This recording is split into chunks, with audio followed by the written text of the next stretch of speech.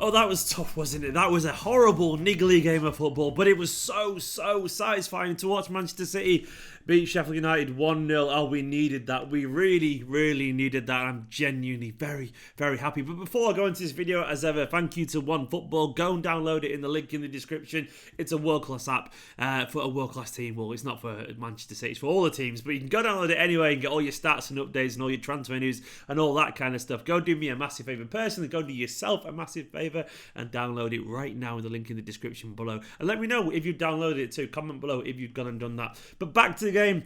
That was really good, wasn't it? We really needed that. I know I've just said that, but I felt like not only was it an important battling victory, it was a clean sheet. Yep, and is it any coincidence that Laporte was back and we got a clean sheet? I know he only played 75 minutes, but surely it's not a coincidence. The leadership, maybe I'm reading too much into that. Maybe the players were just more focused after the game the other day when they got some very fair criticism about conceding goals late on. But all I know is that was good. That was an interesting performance. Now, I've got to say with context, Sheffield United are clearly a very good team. Chris Wilder's clearly got them very motivated, and they were always going to try and kick the shit out of us tonight. I was a bit frustrated by the referee, but Sheffield United were never going to be a walk in the park, especially at their ground where they've been so good, where they've been so focused, and tonight proved just that.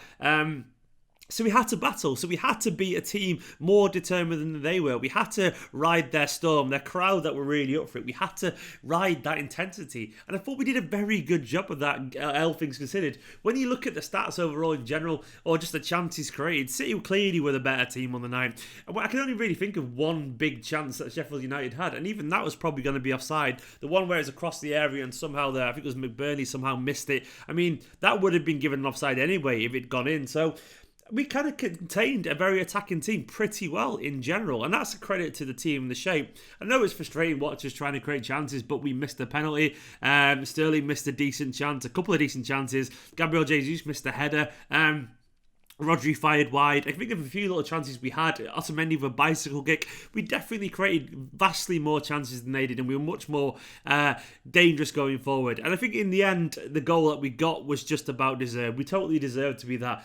It was an interesting starting lineup, wasn't it? We saw Laporte return to the defence, and I was immediately panicking with that because I thought, what if he's not ready? Is this just a reaction to the poor performance at the weekend with the defence? And given that Stones is not there as well, I was very nervous, but I'm glad to report that despite that early scare when he got kicked in the back of his Achilles, which is a very bad challenge, by the way, very close to a red that, if not a red itself. But even away from that, he was good tonight. And it was good to see him get back. We played a back three basically with him, Infinity and Otamendi. Zinchenko in from the dark on the left-hand side with Kyle Walker against his boyhood club, is the club that he supports. And it was really nice to see him be so touching about the club at the end there. But he was back on the right. Then we had Rodri with Kevin De Bruyne. Then we had the likes of, obviously, then we had Mahrez, Sterling, Gabriel Jesus. So it was a really changed team. It wasn't a team I was expecting. No Foden, no Aguero, no Gundogan, David Silva, not a lot. But we got the job done in the end. It was started off a little bit slowly. We weren't too good. And then we made our first good chance about 20 minutes in, which was a great 1-2 with Mahrez and Sterling. And Sterling fired it right at the keeper. We got an Otamendi bicycle kick, which was interesting. And then we got the first kind of big moment of the game, really, I guess, where Mahrez won a penalty. Mahrez was good all night, by the way, but I'll get him onto it in a bit. Mahrez won a penalty. Gabriel Jesus stepped up, and we all knew what was going to happen. Of course, he missed it, as he always does. I think he's missed more penalties now than he's scored from Manchester City. He's got the worst rate, apparently, of anyone's taken over 5 penalties in the Premier League at the moment. A really bad penalty taker, and please stop making him take penalties or letting him take penalties. Apparently Rodri tried to get the ball, which was interesting. I didn't know that, and if that's true, I would rather have Rodri at the moment. A lot of people say, why not Kevin De Bruyne? Well, he obviously doesn't fancy taking penalties. He's taken one as a domestic footballer for Manchester City and throughout his other team career as well.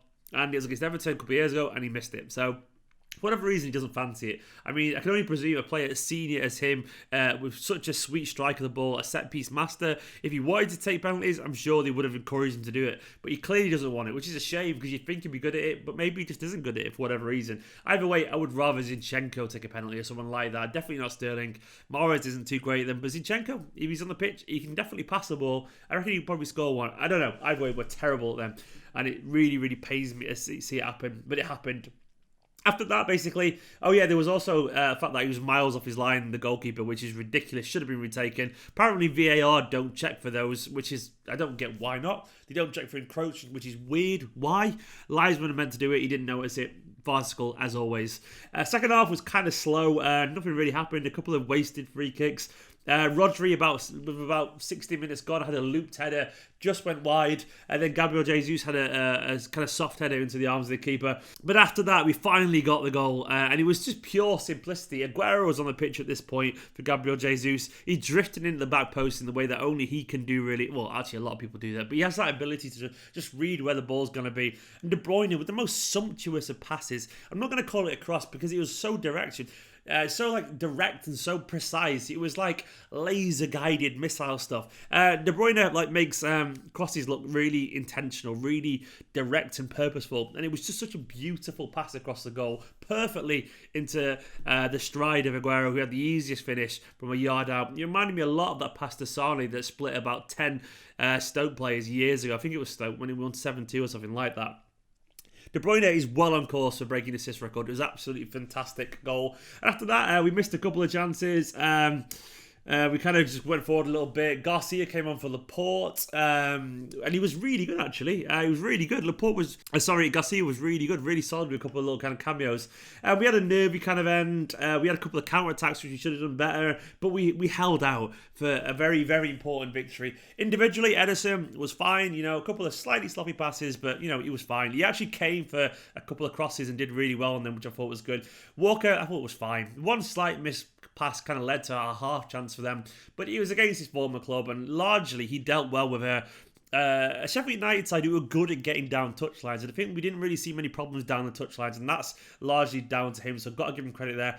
Otamendi battled really fucking well, honestly. Otamendi was good, he was very good, he was very solid, and fair play to him. Fernandinho likewise was good. Laporte, it looked like he'd never been away. It was lovely to see Laporte there, playing those little kind of breaking the line passes that he's so good at. And all three of those defenders tonight, and Garcia when he came on, all four of them, I guess, loved the battle. And I really liked that. They were all physical, they were all strong, and they all went for it. And they were determined to keep a clean sheet. Otamendi in particular. Even Garcia when he came on, he was so bullish and so focused in his little cameo. One particular thing where he anticipated a pass and then blocked a cross coming in. Brilliant natural defending. Really good little cameo for him. And I want to see more alongside the likes of Laporte as well. And Fernandinho, it'd be great to see him. Zinchenko, a decent little game.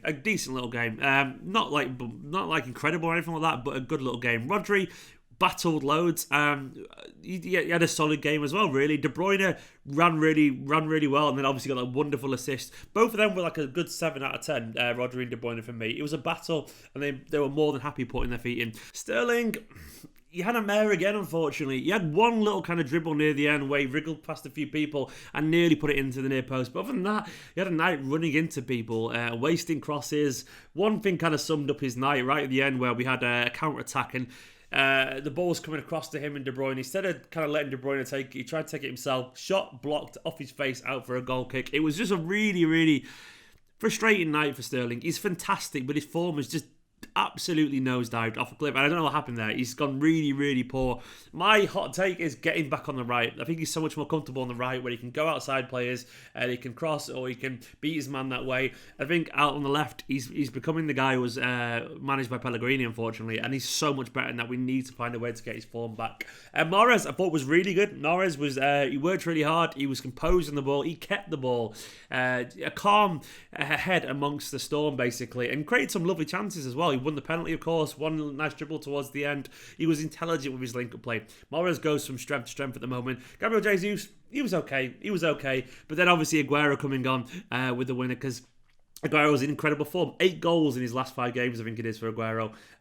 Incredible. What a player, and how are we going to replace him? There's not many better things than watching world-class players do world-class things. And De Bruyne and Aguero for that little thing, it's just absolutely brilliant. You can't even blame Sheffield United for bad defending. It's just fantastic play all around. Overall, that was a tough game. It was a battle, but sometimes you need a battle like that. Sometimes you need to just dig down and kind of batten up the trenches and just kind of go for it and really, really out-battle a team. And that means a lot, especially given given the games we've got coming up, especially given we've got Champions League, especially given we've got United next week, sometimes you need a battle. Sometimes you need a chance to prove the critics wrong who say you can't defend all that kind of stuff, and that's what we got tonight. I really enjoyed that side of the game, and I think Guardiola would have. And you can see by De Bruyne's reaction at the end when he put his hands up, really relieved that it meant a lot to the players as well. Guys, let me know what you thought of the game as well in the comment below and all that kind of stuff.